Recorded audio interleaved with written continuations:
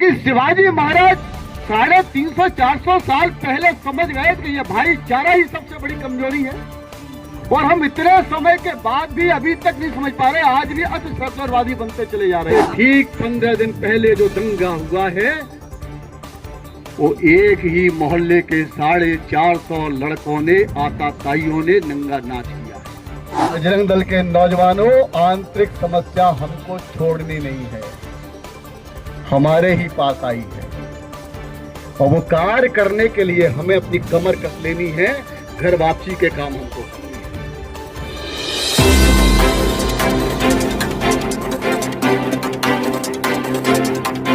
कहो गर्व से हम हिंदू हैं, ऐसे कहने वाले लोग हैं।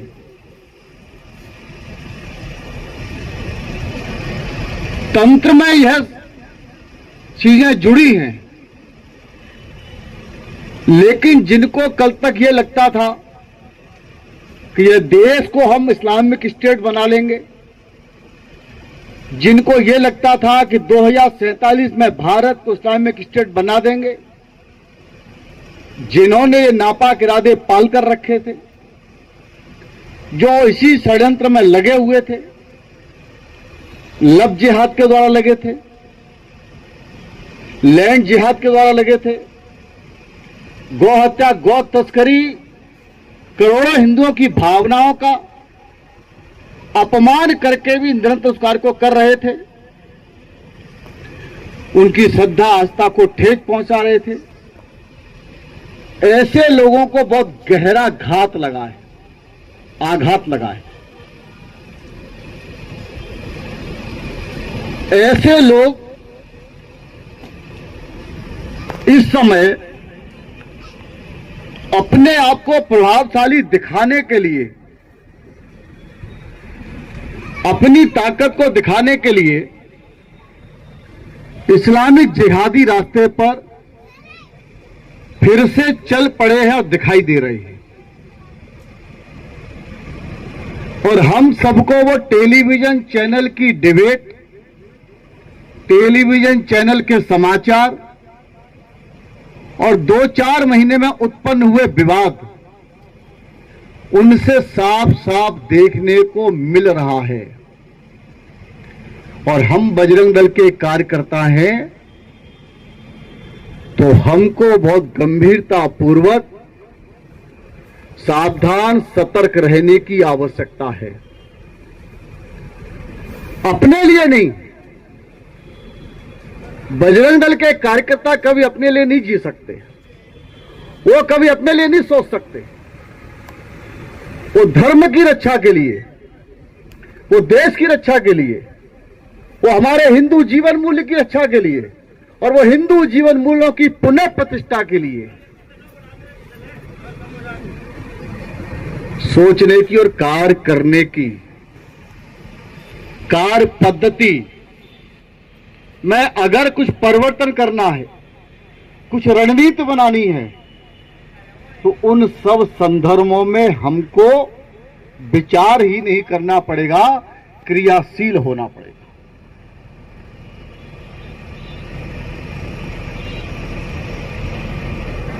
नागपुर की जो घटना घटी, वो घटना जहां घटी है, वहां बहुत से प्रशिक्षित कार्यकर्ता रहते हैं।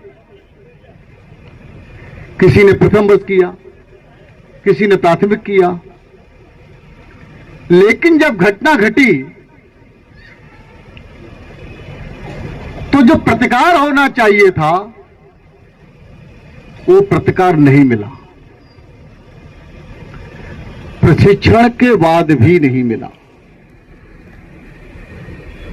यह चिंताजनक है। शासन के द्वारा, शासन पर आधारित, पुलिस पर आधारित यह हमारा समाज सुरक्षित नहीं हो सकता। और अगर हम बहुसंख्यक हैं, हिंदू बहुसंख्यक ही है, तो फिर वो हर विषय में बहुसंख्यक दिखना चाहिए, वो होना चाहिए। ईंट का जवाब पत्थर ही है, यह हमें मालूम है और इसी की हम मांग करते हैं। तो ईंट का जवाब पत्थर होना ही चाहिए था और होना ही चाहिए। हम बजरंग दल के कार्यकर्ता के रूप में काम कर रहे हैं। हमसे कोई भी हमारा कार्यक्षेत्र अछूता नहीं रहना चाहिए। अभी हमारे सेनेटर मंत्री जी त्रिशूल दीक्षा के संदर्भ में हमारे कुछ जिलों से पूछ रहे थे, कौन सा प्रखंड 1000 से ज्यादा कर सकता है। हमारे पास 200 से ऊपर प्रखंड है, तो प्रत्येक प्रखंड को 1000 हम त्रिशूल दीक्षाधारी संकल्पवान युवा बना सकते हैं। यही उत्तर आना चाहिए था। इसके विपरीत उत्तर नहीं आना चाहिए। मैं कर सकता हूं, मैं करा सकता हूं, मैं हिंदू हूं, युवा हूं, राम काज कीने बिन मोय कहां विश्राम, आराध्य हनुमान जी के आदर्श को लेकर चलने वाला हूं। वो कम कैसे सोच सकता है? उसका संकल्प कमजोर नहीं हो सकता, होना भी नहीं चाहिए। मुझे जो कार्य मिला, मुझे जो कार्य बताया, मैं सवाया करके दूंगा। इसीलिए मैं हिंदू हूं। मैं 50% कर पाऊंगा, मैं 30% कर पाऊंगा। विचार करें, खून है रगों में या पानी है? विचार करें। हमें अपने जीवन में इस प्रकार के संकल्प के साथ बढ़ना होगा। बढ़ना होगा ही नहीं, बढ़ना है। हम उस जगह खड़े हैं, हम उस समय में खड़े हैं। यह सब अगर हमारे महापुरुषों ने नहीं किया होता तो आज हमारे पास प्रेरणा के लिए कुछ भी नहीं होता। आज हम हिंदू हैं, हिंदू के रूप में बैठे हैं तो उनके बलिदानों के कारण और उनके संघर्षों के कारण बैठे, वरना हम में से लोग नहीं होते। इस पूरी दुनिया में कितने ही देश अपनी संस्कृति मिटा बैठे हैं, भारत की नहीं मिटी तो उसके पीछे हम नहीं, हमारे पूर्वजों का पराक्रम है जो हमें प्रेरणा दे रहा है। हम शिवाजी महाराज रगों में खून दौड़ने लगता है, उसकी गति बढ़ जाती है। हम उनके 282 युद्धों के बारे में सुनते हैं तो लगता है कैसे लड़ते थे वो, हमें गौरव की अनुभूति होती है। लेकिन 282 युद्ध को लड़ने के लिए उनकी माता जीजाबाई ने बाल्यकाल में उनको शिक्षण दिया, बाल्यकाल में संस्कार दिया। तो हम बजरंग दल के कार्यकर्ता भी तो बाल बजरंगी संस्कार केंद्र चलाने के लिए आह्वान किया है।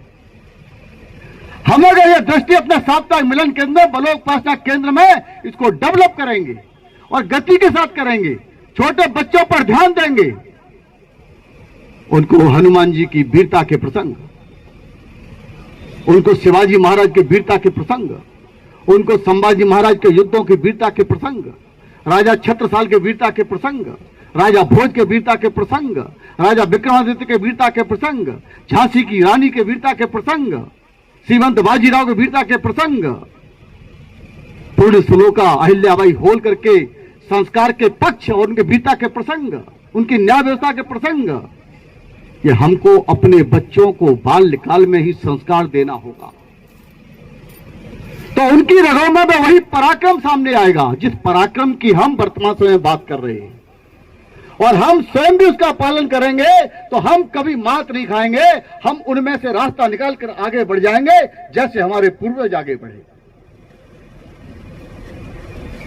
हमें अच्छा लगता है कि शिवाजी महाराज ने हिंदवी स्वराज की स्थापना की, लेकिन हिंदवी स्वराज की स्थापना करते समय जब वो जोखिम में आ गए, अपने आप को घिरा हुआ जब पाया, अंतिम युद्ध मान लीजिए उनका एक तरह से, जब उस युद्ध में ऐसे फंसे कि यहां प्राण भी जा सकते हैं, तो प्राण दे दिए जाएं कि धैर्यपूर्वक उनका सामना किया जाए और अपने प्रहार का इंतजार अपनी पूर्व योजना अनुसार पूर्व तैयारी के साथ किया जाए।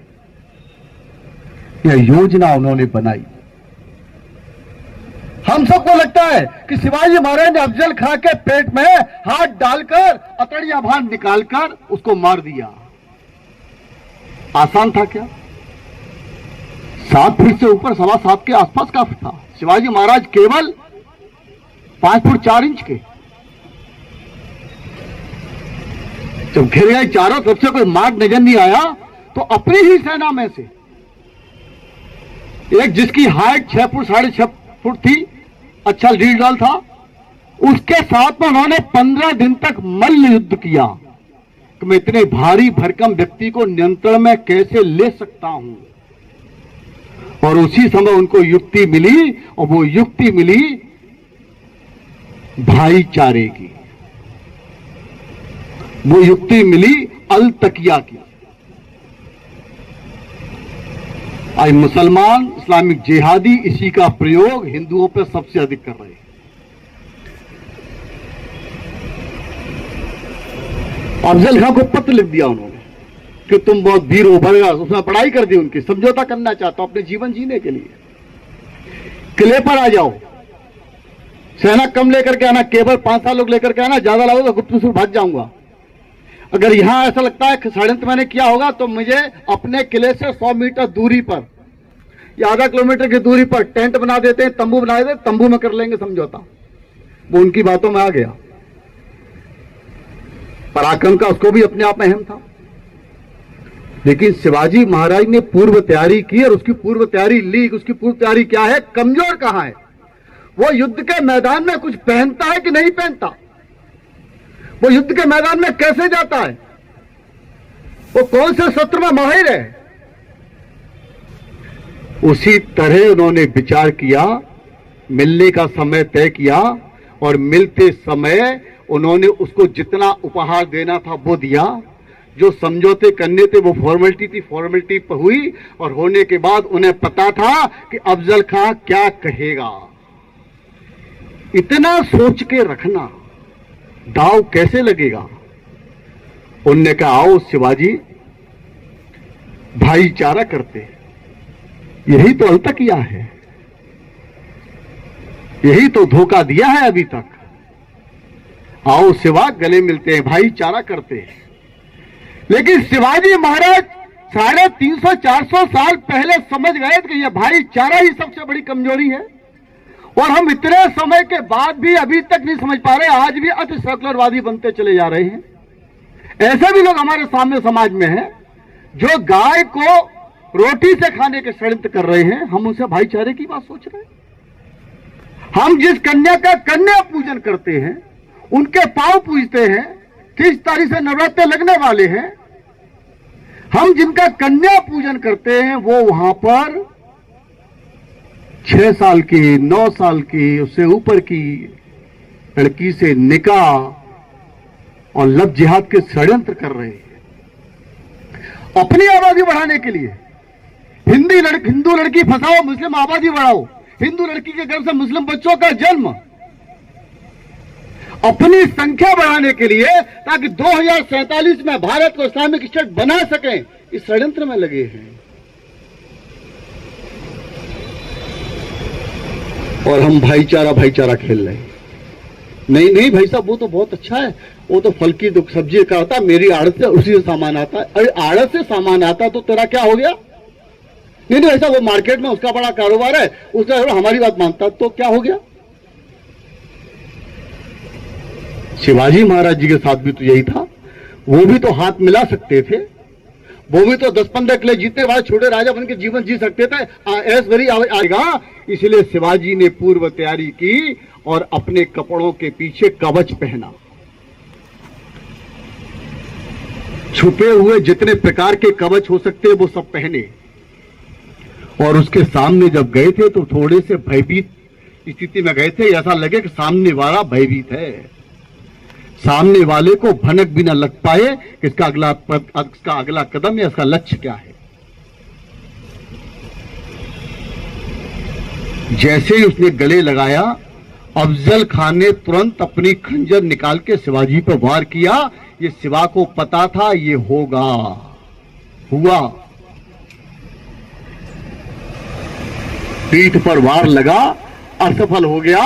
और शिवाजी ने जो गुप्त हथियार बनाया, इसको कहते हैं बाघ नख, वो बाघ नख निकाल के अंदर से ही, क्योंकि वो ऊपर उछल नहीं सकते थे, उन्हें पता था मेरी हाइट इतनी केवल सीने तक आ रही है, मैं जो बाहर कर सकूंगा वो नीचे ही कर सकूंगा। बाघ नख निकाल कर और पूरा हाथ अंदर डाल दिया, नाभि से नीचे, जिसे हम जठर प्रहार कहते हैं। जठर प्रहार करके पूरी ताकत से हाथ अंदर डाल दिया, 3-4 बार घुमाया और लात मार के पलटकर उसकी छाती पर केसरिया गाड़ कर हिंदवी स्वराज की स्थापना की।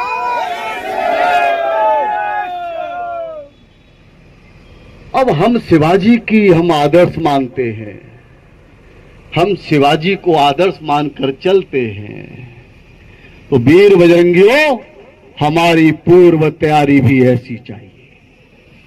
ये बलोपासना केंद्र इसीलिए है, ये त्रिशूल दीक्षा के कार्यक्रम इसीलिए हैं, ये 100% चाहिए हमको, इसमें किसी प्रकार का भेद नहीं चाहिए।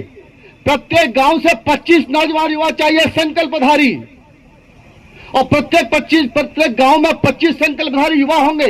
एक प्रखंड में 80 से 85 प्रखंड गांव होते हैं, प्रत्येक प्रखंड से अगर 25 नौजवान आते हैं तो फिर ये सोचिए आपके प्रखंड में 1500 से ऊपर का त्रिशूल दीक्षा का कार्यक्रम होगा, जिसमें केवल और केवल युवा होंगे। उस गांव में क्या लब जिहाद हो सकेगा? उस गांव में गौ हत्या गौ तस्करी हो सकेगी? क्या कोई धर्मांतरण के लिए आएगा, उसके पांव तोड़ कर नहीं भेजा जा सकेगा? और जिसने भी हिंदू लड़की के ऊपर नजर डाली, यह सोचकर लब जिहाद के इरादे से उसकी बाजू उसके कंधे पर तोड़ दी जाएगी।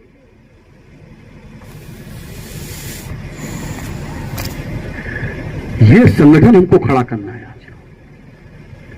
हम नहीं करेंगे तो हम चूक जाएंगे, क्योंकि आज से ठीक 15 दिन पहले जो दंगा हुआ है, वो एक ही मोहल्ले के 450 लड़कों ने, आताताइयों ने नंगा नाच किया है, चुनकर हिंदू लोगों की गाड़ी जलाई है, चुनकर हमला किया है, अपनी गाड़ी हटा ली थी और हिंदू को पता भी नहीं चला कि मेरे मोहल्ले में क्या हो रहा है।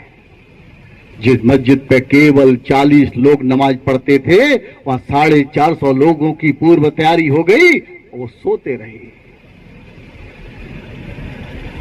अब कल्पना करो कि हमको अब क्या करना है। हम ईंट का जवाब पत्थर से देंगे, कहने से काम नहीं चलेगा, पत्थर ही देना पड़ेगा, पत्थर ही देना पड़ेगा। इसे 100 प्रशिक्षण वर्ग लगेंगे, चुन करके युवा भेजो, चुनकर। कौन हमारा युवा पराक्रमी है, किसका पराक्रमी भाव है, उसको वर्ग में भेजो, दायित्ववान को भेजो, विश्वास पात्र को भेजो, जो सीखे उसके बाद जिले में जाकर सिखाए, उसका प्रखंड में जाकर सिखाए। क्योंकि मोर्चे जगह जगह हमको रखने पड़ेंगे, क्योंकि वो जानते हैं उनकी लौ ज्यादा नहीं चलेगी। इस्लामिक जिहाद देश में ज्यादा दिन नहीं चलेगा, ईसाई धर्म पे ज्यादा दिन नहीं चलेगा, क्योंकि उनके सामने एक पर्वत के आकार में इस देश के अंदर बजरंग दल खड़ा हो गया है, जो समाज को देश का बल बजरंग दल दिखाई देता है। इसलिए वो मां, तुम बजरंग दल पे बैन लगा दो, वोट हम देंगे, हम जिताएंगे तुमको। बजरंग दल पे बैन की बात क्यों कर रहे हैं? इसका मतलब बजरंग दल ताकतवर हुआ है, हिंदू युवा उसके साथ बड़े पैमाने पर हैं। इसका मतलब उनके जितने भी 2 नंबर के कार्य था, जितने भी इस्लामिक गतिविधियां, जितनी धर्मांतरण की गतिविधियां हैं, उनमें अगर कोई चट्टान बनकर खड़ा है उनके सामने, तो बजरंग दल के कार्यकर्ता खड़े हैं। वो लब जिहाद करते हैं। बजरंग दल के नौजवान अपने साथ 500 लोग लेकर उस थाने में पहुंच जाते हैं कि 24 घंटे में हमारे गांव की बेटी वापस चाहिए, अन्यथा थाने में SHO चला नहीं पाओगे। लड़की वापस आ जाती है, हम वापस अपनी बहनों को ले आते हैं, वो सफल नहीं हो पा रहे हैं तो उनमें हो पा रहे हैं जो हमारी जानकारी में नहीं आ पाते हैं। गाय के ट्रक लेकर जाते हैं, गौहत्या और तस्करी के रास्ते अपनाते हैं, वहां बजरंग दल के कार्यकर्ता पुलिस का सहयोग लेकर वहां पहुंच जाते हैं, उनके सामने खड़े हो जाते हैं और जैसे रोकना है वैसे रोकते हैं, जो करना है वो करते हैं। गाय को उतारते हैं, ट्रक का जो करना वो लोग आप सब मुझसे ज्यादा जानते वो करते हैं। उन्हें पता है गाय भी लेकर जाएं तो बजरंग दल के कार्यकर्ता सड़क पर खड़े मिल जाते। धर्मांतरण करने जाते हैं तो गांव गांव में प्लेटें लगी है बजरंग दल के कार्यकर्ताओं। उनके सामने अगर कोई टक्कर दे रहा है, उनके सामने कोई खड़ा है तो बजरंग दल कार्यकर्ता खड़े हैं। लेकिन फिर भी कुछ गतिविधियां चल रही हैं, वो तभी तक चल रही है जब तक हमारा कार्य उन स्थानों तक नहीं पहुंचा जहां पहुंचना चाहिए, या है तो कहीं कहीं फॉर्मेलिटी भर है, वह प्रभावशाली नहीं है। यह प्रभावशाली कार्य हमको करना है, यह प्रभावशाली कार्य हमको बनाना है। ये प्रभावशाली कार्य करने के लिए संकल्प लेकर के अपने कार्य क्षेत्र में जाना है। अभी हमारे सामने नई बात आई है।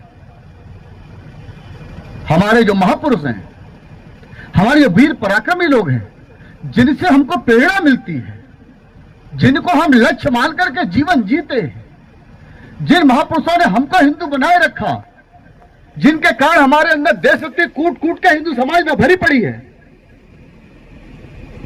वो ऐसे महापुरुषों का इस प्रकार के उनके बारे में वर्णन करना चाहते हैं, इस प्रकार का दोषारोपण करना चाहते हैं। संसद में आप लोगों ने देख लिया कि ताकि समाज की उनके प्रति जो श्रद्धा बनी हुई है, जो विश्वास बना हुआ है, वो समाज का टूट जाए और धीमे धीमे यह हिंदू समाज बिखर जाए, इनके प्रेरणा के स्रोत समाप्त हो जाए। इसलिए राणा सांगा को क्या कहा, छत्रपति संभाजी महाराज की फिल्म छावा के नाम से आई तो समाज ने जब देखी, सत्यता मालूम पड़ी तो समाज के अंदर आक्रोश नहीं, एक जोश पैदा हो गया।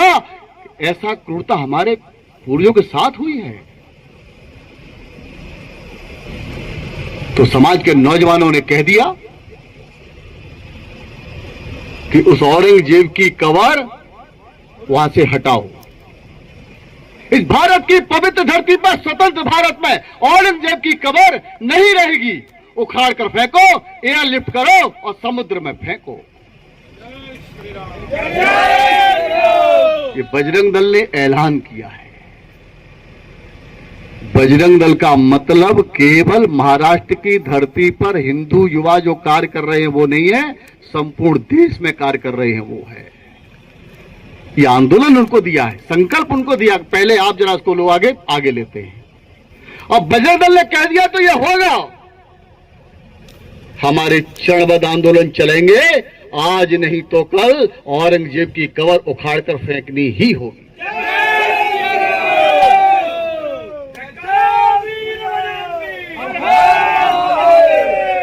हमें राणा सांगा का जिन्होंने अपमान किया, हमारे महापुरुष का जो अपमान करे, वो घर पर चैन से बैठे, अब यह परिस्थिति खड़ी कर देंगे, वो चैन से घर नहीं बैठ पाएगा। जिसने अपने मुंह से अपमान किया वो अपने ही मुंह से माफी मांगेगा। ये आज देश में स्थिति खड़ी करेंगे। तो मैंने देख लिया होगा परसों के दिन जो समाजवादी पार्टी के नेता ने हमारे यहाँ राणा सांगा के बारे में जो शब्द कहे, उन शब्दों को सुनने के बाद इस देश की हिंदू तरुणाई उठकर खड़ी गई। सोशल मीडिया से लेकर प्रिंट मीडिया तक, टीवी डिबेट से लेकर के सड़कों तक और जयपुर से लेकर के आगरा तक 1250 नौजवान अपना पेट्रोल डीजल खर्च करके उसके घर पर पहुंच गए और जाकर के उसको बता दिया कि माफी मांग, वरना माफी लायक भी नहीं छोड़ेंगे। संसद में उसी रामजी लाल सुमन, समाजवादी पार्टी की औरंगजेबी सोच ने अपने उसी मुंह से माफी मांगी है। ये ज्वार पैदा करना है देश के अंदर कि जो हमारे जीवन मूल्यों पर आघात करेगा उसका सम्मान नहीं छोड़ेंगे समाज के बीच में, उसे मुंह दिखाने लायक नहीं छोड़ेंगे समाज के बीच में।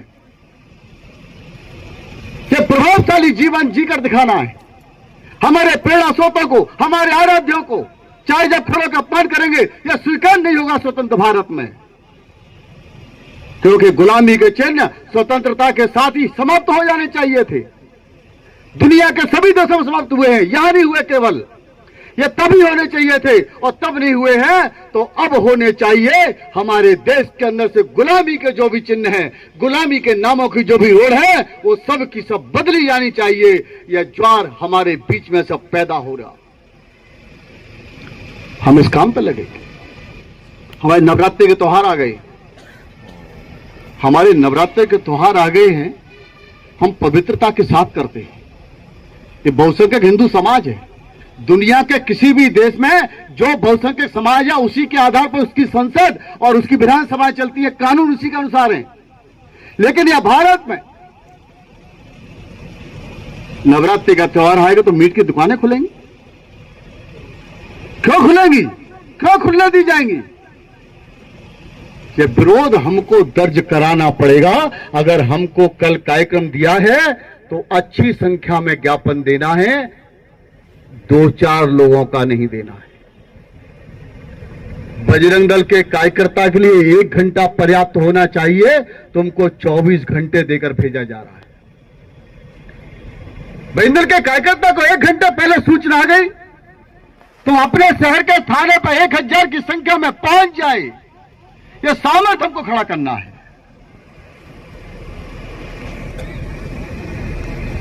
यह सामर्थ्य हमारा रहा है और यह सामर्थ्य हमको पुनः इसको और बड़े आकार में खड़ा करना है। अभी कुछ लोग कहते हैं कि बजरंग के चालीसा केंद्रों के बारे में पूछा तो मित्रों, वो चालीसा के जो केंद्र है सो साप्ताहिक मिलन कहते हैं। वो हमारी प्रेरणा पुंज है। वो 2 भजन, 2 देशभक्ति के गीत हमें भजन आराध्यों के प्रति सम्मान देते हैं, श्रद्धा देते हैं, विश्वास देते हैं। और देशभक्ति के गीत हमें देशभक्तों की लाइन दिखाई देती है। ये महाराणा प्रताप, ये शिवाजी, ये चंद्रशेखर आजाद, ये सुभाष चंद्र बोस, ये फांसी के फंदे पर हमारे लिए झूले। देशभक्ति की भावना प्रबल होती है। सामूहिक हनुमान चालीसा में सामूहिकता पैदा करती है, समरसता पैदा करती है। हिंदू हम सब एक। और भारत माता की आरती हमें प्रेरणा देती है कि भारत माता की रक्षा के लिए हम संपूर्ण जीवन संकल्प लेकर जिएंगे। उसके लिए केंद्र है वो हमारे। उसे कम मत समझो, पूरे मनोयोग से काम करो। ये वही चालीसा केंद्र हैं जब 1990 में हमको इस्लामिक जिहादियों ने पहली कार सेवा रोकने के लिए धमकी दी और धमकी देकर कहा, दिल्ली की जामा मस्जिद से कहा गया इमाम बुखारी के द्वारा कि यह जो विश्व हिंदू परिषद बजरंग दल के लोग हैं वो अपनी इस कार सेवा समाप्त करें, वह कार सेवा युद्ध लेकर नहीं जाए, इसको उन्हें आंदोलन सिद्ध करना चाहिए। अन्यथा हम लॉन्ग मार्च, हम मुसलमान भी लॉन्ग मार्च निकालेंगे और दिल्ली अयोध्या में जाकर नमाज पढ़ेंगे बाबरी ढांचे में। उन्हें तो मस्जिद का था, पर वो भूल गया कि उसने किस छत्ते में हाथ डाल दिया। ये बानरों का दल था, ये मधुमक्खियों के छत्ते जैसा दल था। उस समय विश्व हिंदू परिषद के महामंत्री थे पूज्य अशोक सिंघल।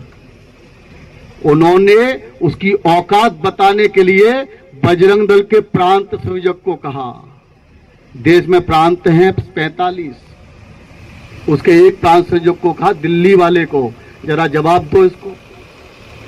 उनने भी प्रेस वार्ता बुलाई, जैसे को तैसा कहा, ए मियां इमाम बुखारी, तुम अयोध्या की पवित्र धरती पर जाना चाहते हो तो जाओ।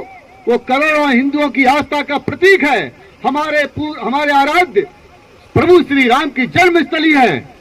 वहां जाकर मत्था टेको, वहां जाकर के उन्हें नमन करो, हम तुम्हारा सम्मान करेंगे। और नमाज के एजेंडे से अगर गए तो तुम दिल्ली से लखनऊ नहीं पहुंच पाओगे। तब तक मैं दिल्ली के 1 लाख बजरंगियों को लेके जामा मस्जिद में सामूहिक हनुमान चालीसा का पाठ पढ़ूंगा। ये वो केंद्र है हमारा, ये वो केंद्र है हमारा, ये वो सामर्थ्य है हमारी। सामूहिक हनुमान चालीसा के केंद्रों ने बजरंग दल को पहचान दी है। देश का बल बजरंग दल। ये 1996 में यासीन मलिक ने हमको धमकी दी थी कि जो भी 1995 में धमकी दी कि 96 की यात्रा में अगर कोई भी हिंदू समाज आया तो अपने पांव पर चलकर नहीं जाएगा, क्योंकि अमरनाथ की जो यात्रा है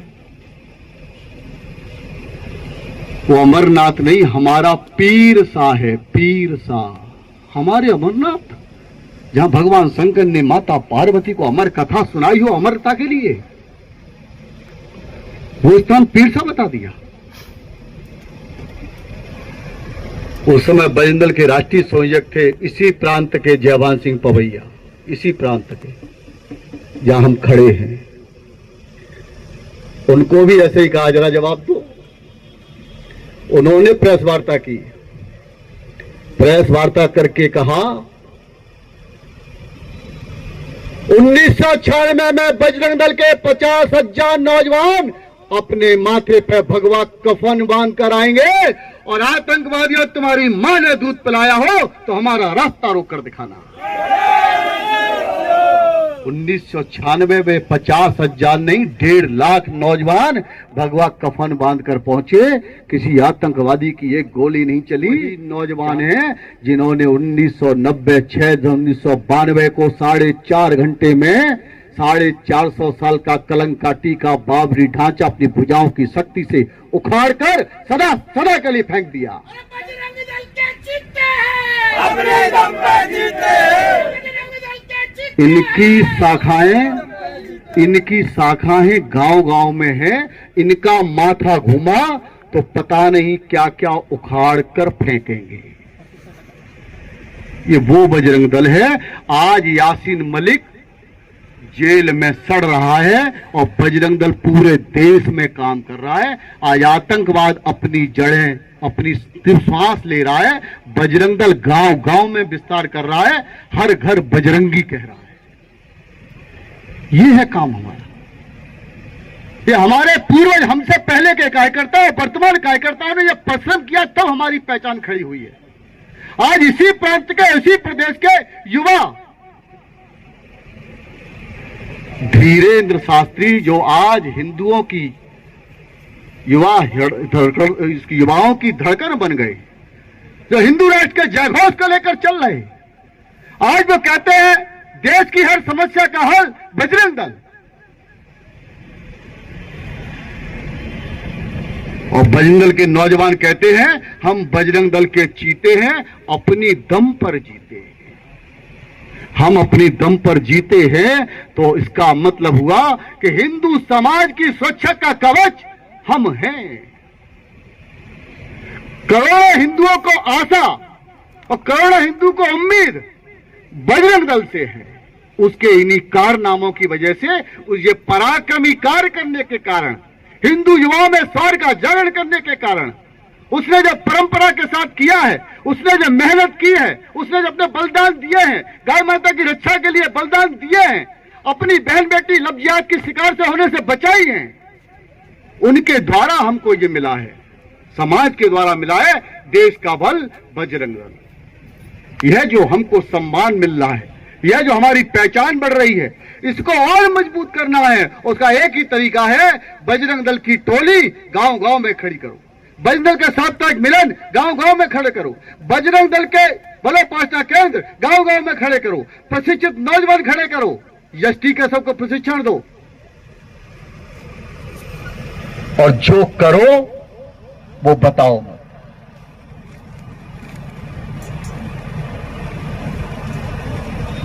पूछो मत। पूछते हो तो जो कहा जाए फिर करो मत। हमारे बुजुर्ग कहते हैं इस हाथ से करो, इस हाथ को पता मत लगने दो। इतनी हमारी पारंगतता चाहिए, इतनी हमारी गंभीरता चाहिए। हमने संकल्प लिया घर वापसी का, तो घर वापसी करनी पड़ेगी हमको। समस्या है इस्लामिक जिहादियों से बचाव की। 14 करोड़ मुसलमान और 5 करोड़ ईसाई धर्मांतरित हिंदू है। इनकी घर वापसी सुरक्षित किए बिना यह देश उतनी प्रगति नहीं कर सकता जितनी आवश्यकता है। ये झंझट होते ही रहेंगे। तो हमारे यहां शिवाजी महाराज के गुरु थे, उनका नाम था संत तुकाराम। संत तुकाराम ने मराठी में कहा, वो मराठी शब्द तो मुझे नहीं आते, लेकिन मैं जो उन्होंने कहा वो बताता हूं। शिवाजी, अनुकंपा करने से किसी पीड़ित का कल्याण नहीं होता। अनुकंपा करने से किसी पीड़ित का कल्याण नहीं होता। कल्याण करना है तो जिन्होंने इन पर संकट लाया है उनका समूल नाश ही महत्वपूर्ण है। आप देखना अपने जीवन में शिवाजी ने कोई अधूरा काम नहीं छोड़ा है, तब हमारी प्रेरणा है वो। इसलिए बजरंग दल के नौजवानों, आंतरिक समस्या हमको छोड़नी नहीं है, हमारे ही पास आई है और वो कार्य करने के लिए हमें अपनी कमर कस लेनी है, घर वापसी के काम हमको करने।